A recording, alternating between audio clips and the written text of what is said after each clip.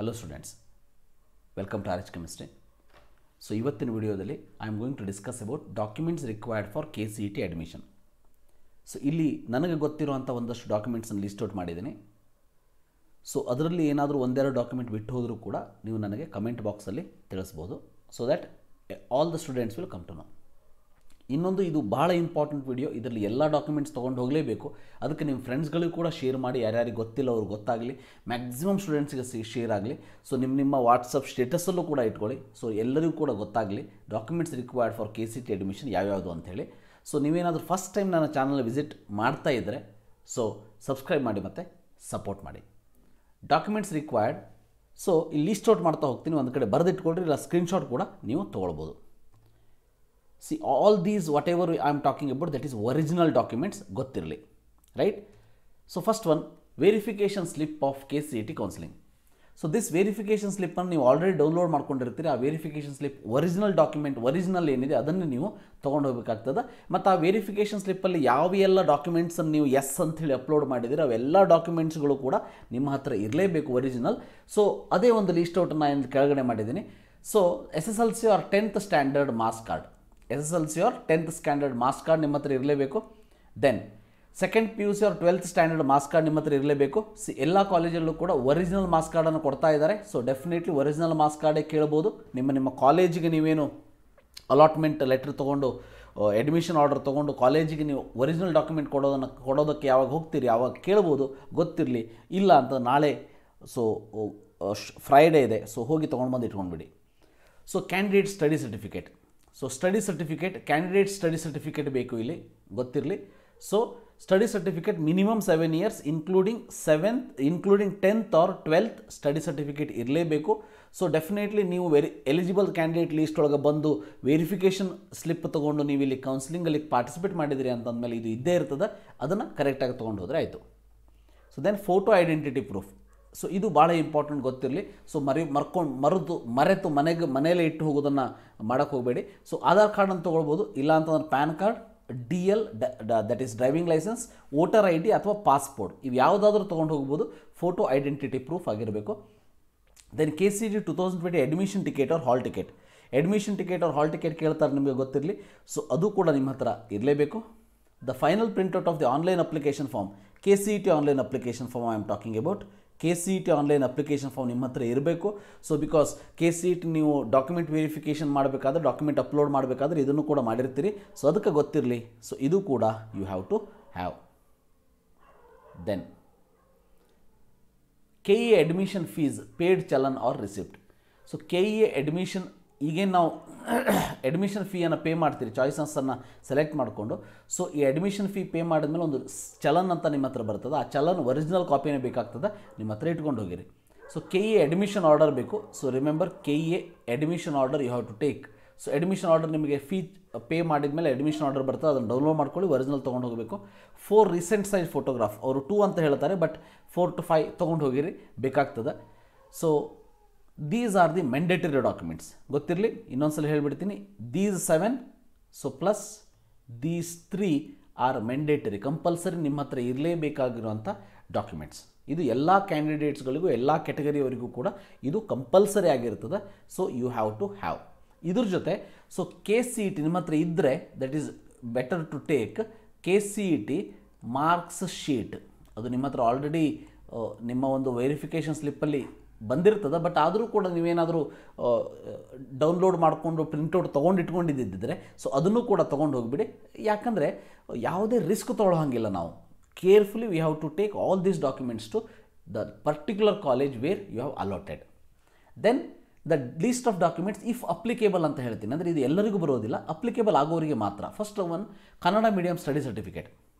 So ಯಾರು Kannada medium category ಒಳಗೆ ಸೀಟನ್ನು ಅಲಾಟ್ ತೊಗೊಂಡಿರ್ತೀರಿ ಅಥವಾ ಕನ್ನಡ ಮೀಡಿಯಂ ಸರ್ಟಿಫಿಕೇಟನ್ನು ವೆರಿಫಿಕೇಷನ್ ಸ್ಲಿಪ್ಪಲ್ಲಿ ನೀವು ಎಸ್ ಅಂತ ಬಂದಿರ್ತದೆ, ಡಾಕ್ಯುಮೆಂಟ್ ಅಪ್ಲೋಡ್ ಮಾಡಿರ್ತೀರಿ.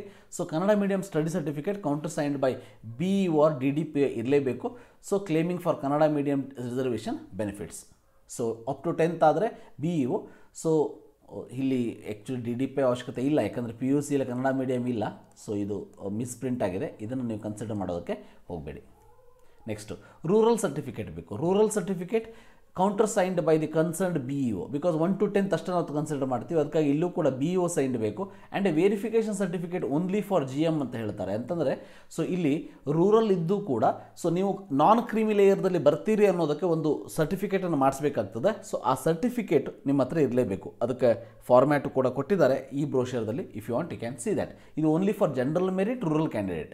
ಉಳಿದಂಥ ರೂರಲ್ ಕ್ಯಾಂಡಿಡೇಟ್ದವ್ರಿಗೆ ಇದು ಅವಶ್ಯಕತೆ ಇಲ್ಲ. Only rural certificate is enough. But for general merit candidates verification certificate is extra.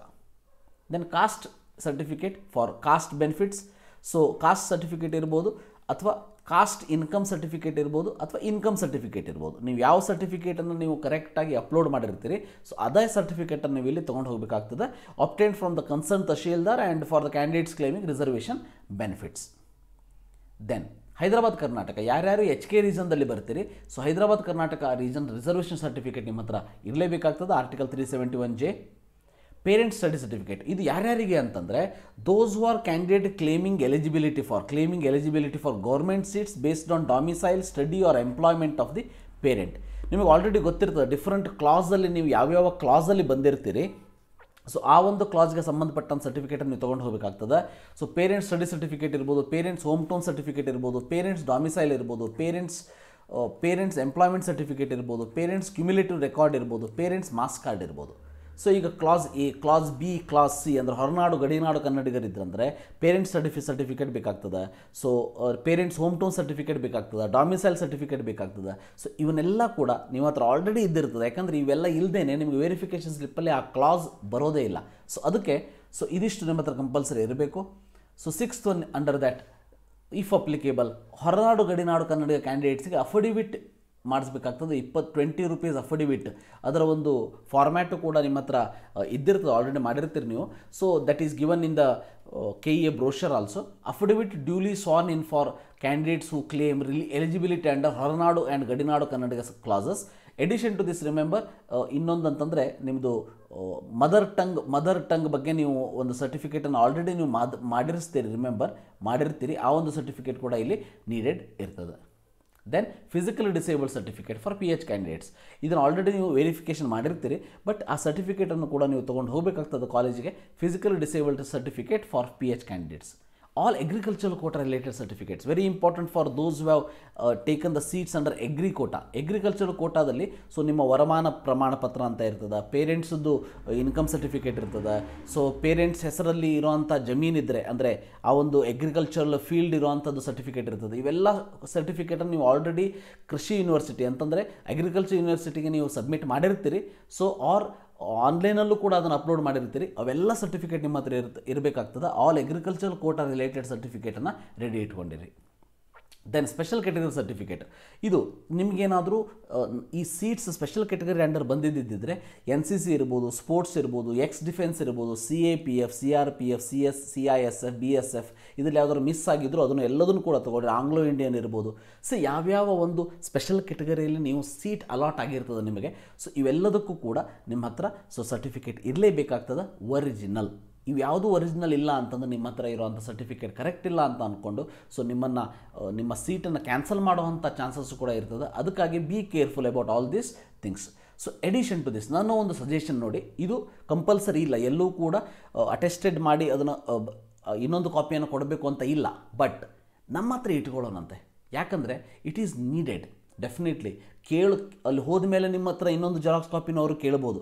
So college ಮೇಲೆ ಡಿಪೆಂಡ್ ಅದು. ಸೊ ಅದಕ್ಕೆ ಬಿಫೋರ್ ಗೋಯಿಂಗ್ ಟು ಕಾಲೇಜ್ ಇದು ಬಹಳ ಹೊತ್ತಿನ ಕೆಲಸ ಅಲ್ಲ. So it need some time ಅಷ್ಟೇ. 2 or 3 copies, remember 2 or 3 copies of all these documents which is attested by gazetted officers. Already ನೀವು ಮಾಡ್ಕೊಂಡಿರ್ತೀರಿ, ಬಟ್ ಗೆಸ್ಟೆಡ್ ಆಫೀಸರ್ ಹತ್ರ ಸೈನ್ ಮಾಡಿ ಇಟ್ಕೊಂಡಿರಿ. ನೋಟ್ರಿ ಇರ್ಬೋದು, ಅಥವಾ ದಿಸ್ ಗೌರ್ಮೆಂಟ್ ಕಾಲೇಜ್ ಪ್ರಿನ್ಸಿಪಲ್ಸ್ ಇರ್ಬೋದು, ಅಥವಾ ಡಿಗ್ರಿ ಕಾಲೇಜ್ ಪ್ರಿನ್ಸಿಪಲ್ಸ್ ಇರ್ಬೋದು, ಅಥವಾ ಈ ಒಂದಷ್ಟು BO ಇರ್ಬೋದು, DDPI ಇರ್ಬೋದು. ಸೊ ಇಂತಹ ಒಂದಷ್ಟು ಆಫೀಸರ್ಸ್ ಏನಿರ್ತಾರೆ ಅವ್ರ ಹತ್ರ ಜೆರಾಕ್ಸ್ ಮಾಡಿ all this documents 2 or 3 copies ಅಂದರೆ ಜೆರಾಕ್ಸ್ ಮಾಡಿಕೊಂಡು ಗೆಸ್ಟೆಡ್ ಆಫೀಸರ್ ಸೈನ್ ಹಾಕ್ಕೊಂಡು ಇಟ್ಕೊಂಡಿರಿ.